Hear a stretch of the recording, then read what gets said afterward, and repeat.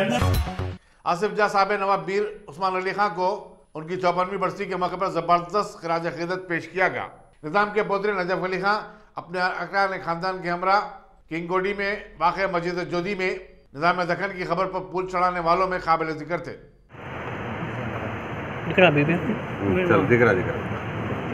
जी sir. मेरा नाम नवाब Najaf Ali खां है। मैं हुजूर निज़ाम का पोता हूँ। आज उनकी 54 इंतकाल का दिन है, बरसी है।